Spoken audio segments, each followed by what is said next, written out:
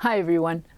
My next project is going to be a whiskey glass with a subject that I really enjoy, and that is ancient Egyptian art.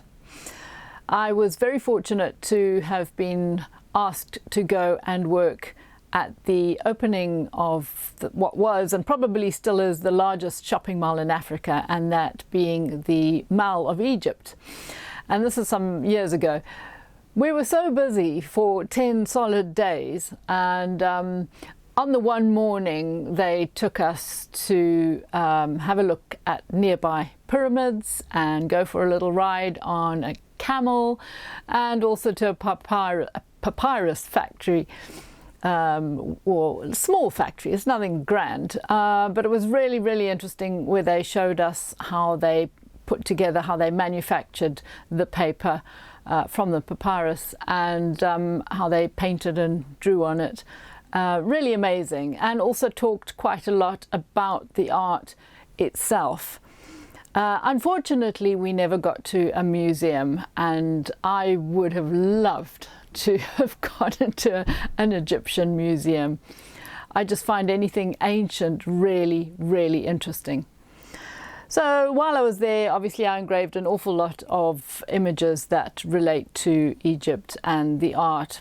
And I'm going to just produce one of them today, and that is the Eye of Horus. It was Horus's left eye, apparently, and that was plucked out and then healed again, or something along those lines. I am absolutely no expert in the history, but it symbolizes healing and health, I believe. Correct me if I'm wrong. If the eye is facing the other way, it's supposedly the Eye of Ra, which has a slightly different meaning, but quite frankly they both seem to be very similar in meaning, but one was a little bit more about power. This one is more about health, and I quite like that because you drink to your health. Although I don't find drinking particularly healthy as a pastime. I don't drink at the moment myself at all, but and when I say drink, I mean alcohol, of course. But traditionally it is a toast to your health. So I thought this would look quite nice on there, and I really hope that I am not offending anyone with this subject, but I love it, and it's a great a little image that I can really get stuck into on the glass. The glass is not crystal, but it's quite thick, and it is nice and clear. It's a modern crystallite, so it's a lead-free crystal, and I can get stuck into that with some nice depth and shading and a bit of texture. I might put a little bit of texture because sometimes, whoops, let me get my little piece of paper. Sometimes you see texture in this gap here, and so I might do that. Right, okie dokie, let's get on with it. So in my hand I have got obviously a very old, very tatty looking glass, which I use for experimenting when I want to test a burr or an effect. And so I just wanted to have a go with this big diamond burr. This is a sintered diamond, so it's got diamond grit all the way through. They are a little bit more expensive, as I've said before, but they're well worth it because they last a long time. And I'm going to be working dry, just to show you that, you know, if you don't have a water drip setup, or you don't feel like using water. Some people never use water. I do like to use water, obviously, because it is a cleaner, neater cut and keeps down the dust. But I'm just showing you that even on this glass that is not that expensive, it's not a crystal, with a good diamond burr and a quick, easy dry cut, you can get that depth as you can see on the white tack. So I'm following these lines very carefully. This is slightly speeded up, so I am going a little bit slower. This is 120% of normal speed.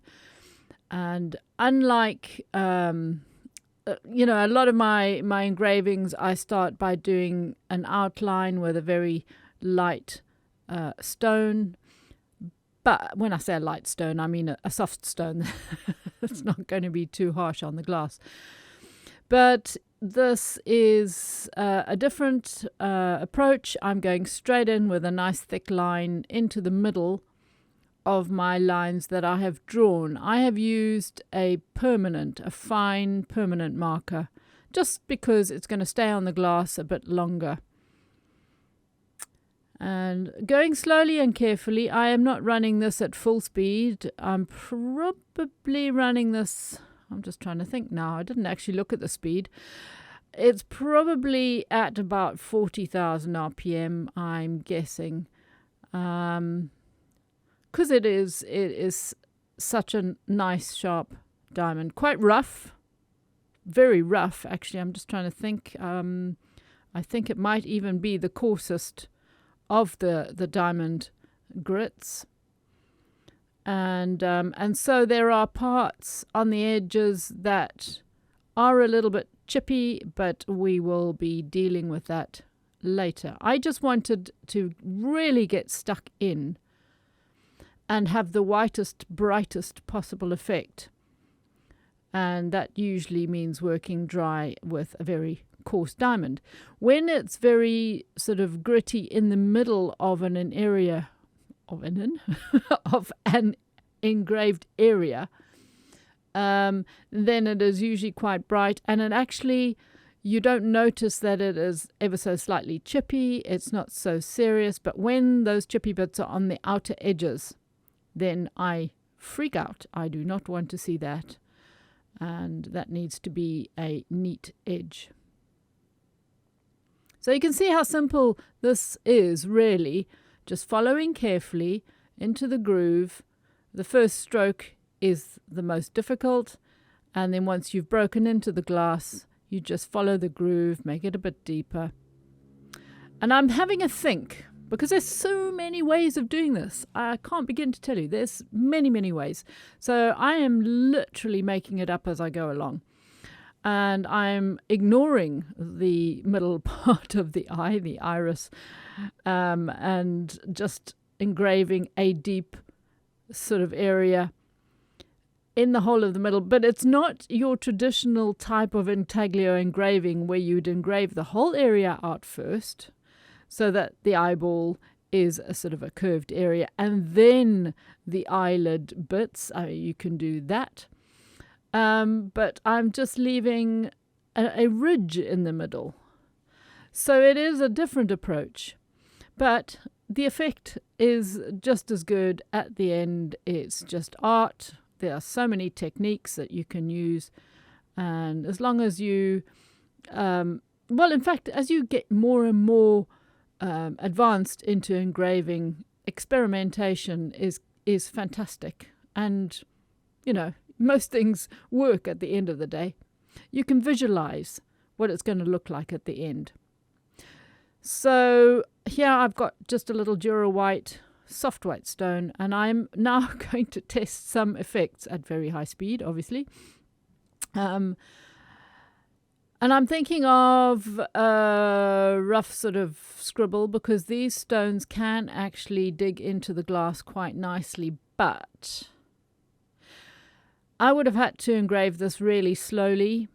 I probably would have done it with water, to be honest. I was running over it with a diamond to give it a darker edge on the top, just an interesting texture, but I decided to go the other way round and do the little rough little dotty bits with diamond rather than soft stone, so that this is the brighter area.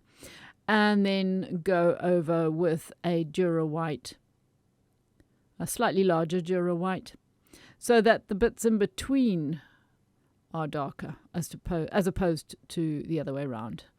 and scribbling over with a rubber, and I decided to go with that effect.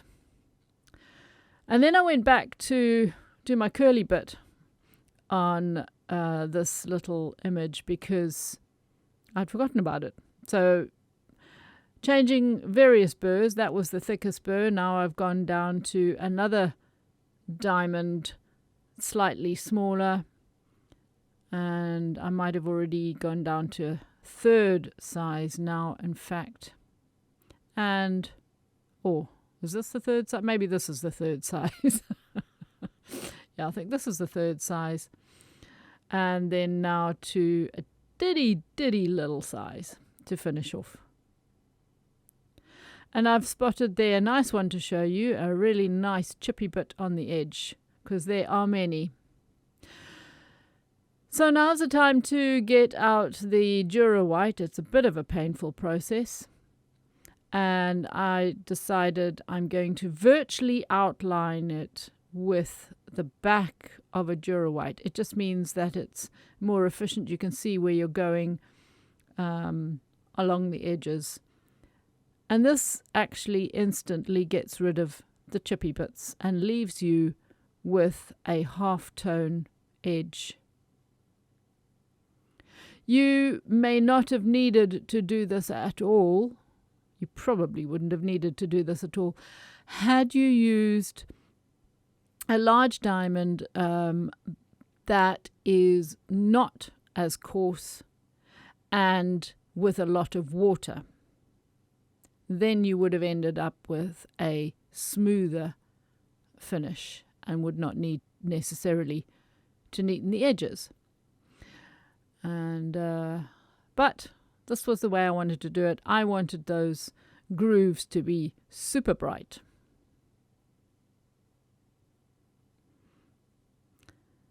There is a funny little lumpy thing which I actually go back to later. Don't know what that lumpy thing. It is part of the image. There's like a, oh, there we go. I've just actually defined it more with a diamond.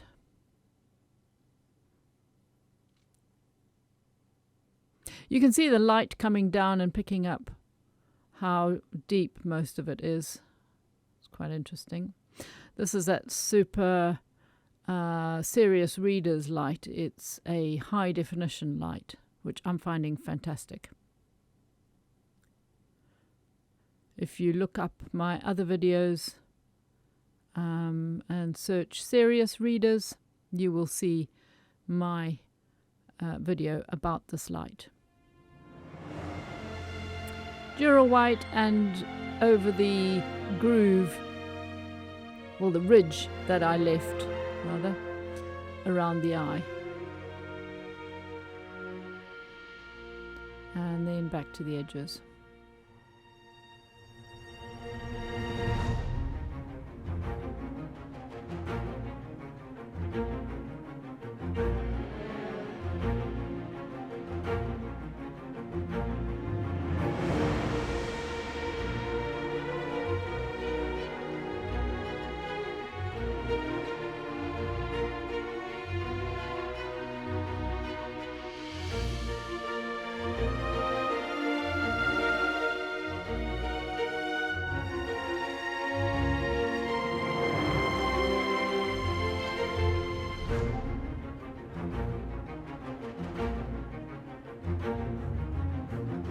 There you can see very clearly some nasty chippy bits.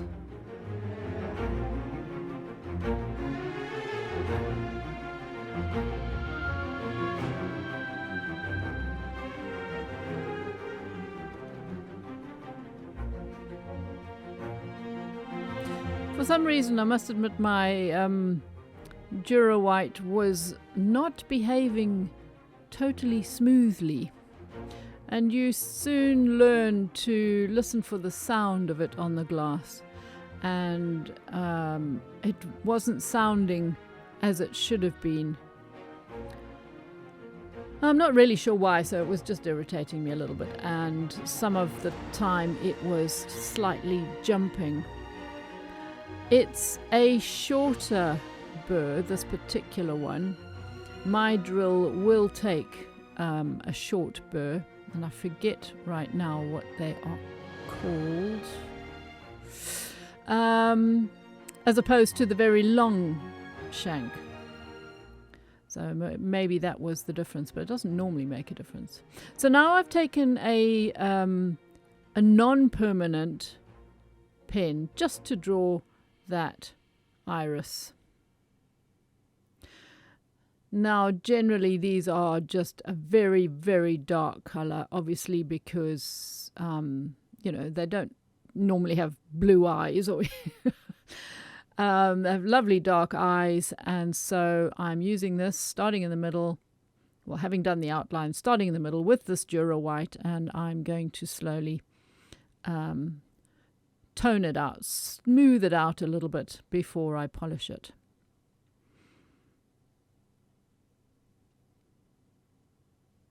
I'm going round and round simply because if you see any lines, any marks that you leave behind in the glass, the grooves in the glass, you don't want to find that it's got sort of straight back and forward or up and down lines, because that's just going to look weird. The light will pick it up. So if it's going to find any grooves in the glass, which I don't mind, you know me, I love texture, then rather find rounded ones. Okay, this is a soft rubber, and you can see how lovely it's darkening that whole area.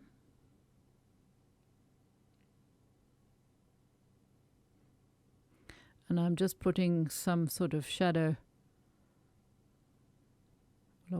Some sort of shadow underneath it. That whole top eyelid does need to be neatened. It's not very smooth.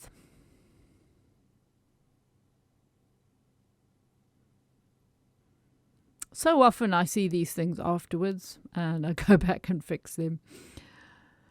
And I just decided, as I saw a couple of areas that needed neatening up with a diamond.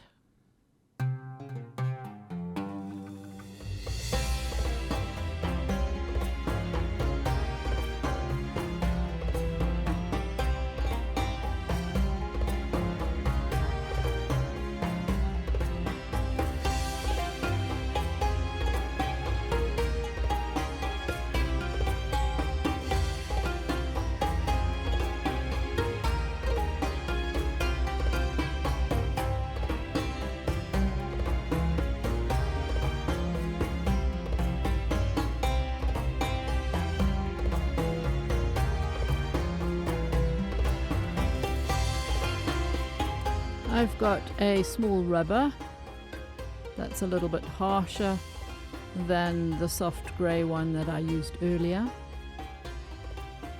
to try and locate the pupil, which in actual fact I thought afterwards that could have been a little bit higher up, because the top eyelid is sort of coming down over the top half of the eyeball a little bit more. Now I've got a really tiny diamond again, and I'm just neatening up this little curly bit.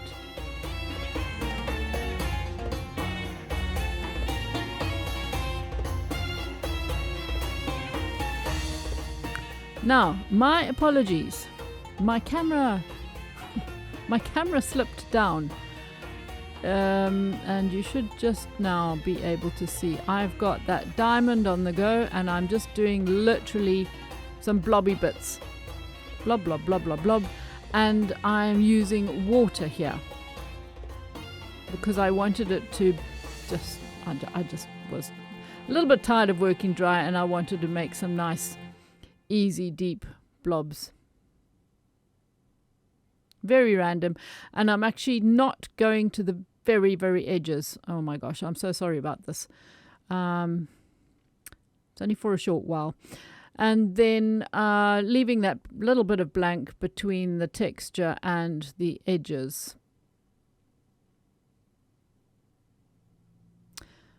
Okay. And again, I do come into the screen soon, I promise. This is a Dura White, and as I did with my little test piece, I am going very, very lightly over the top. very bad bit of filming this, so I do apologize. It's quite tricky to keep an eye on the little screen, the flapped out screen on my video camera, because I can't see it from where I am. I've got to sort of stretch up and look. But you get the basic idea. Just going over the whole area very lightly with the Dura White. Right, I'm back in the room, and here is a soft rubber. I almost left it like that, and I think I should have actually. Silly me. Never mind. You can, if you know, if you try something and you don't like it, you can go over it again to get rid of it. I could have gone over the whole lot again with the Dura White and then reshadowed just the top. But anyway, I shadowed the gaps all the way around. Now I'm running that over my eyeball, which I feel is not dark enough. And I've put a blob of rubbed a blob. It doesn't take much with the rubber once it hits the engraving, but that was easily rectified. Now I'm redoing this pupil, which again I think should have been higher. Without going deep, I'm not going deep. All I did was make it smoother. It wasn't quite smooth enough. So now you can see how the light picks up that shine. Oops, and my little rubber came loose and disappeared inside.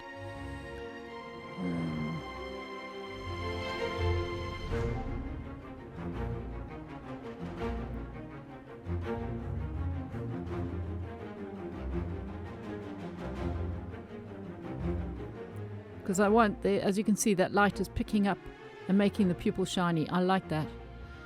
The whole eyeball, the iris is not quite as shiny as that, so it's not going to pick up the light as sharply. Because I wanted a little bit of colour, obviously, for some lovely brown eyes, I assume this Mr. Horus had. Okay, so I've got a very fine diamond, which I'm just defining some corner bits, just rounding the iris a little bit more. Even though I'd put shadow there, I decided, I really need to do this.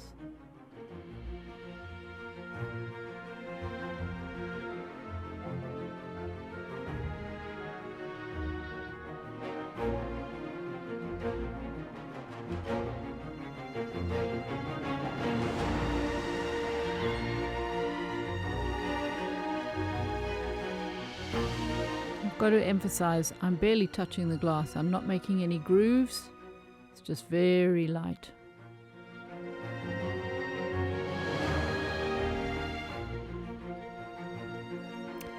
So there you have it. I hope you enjoyed the Eye of Horus engraving. Thanks for watching, guys. Until next time, bye for now.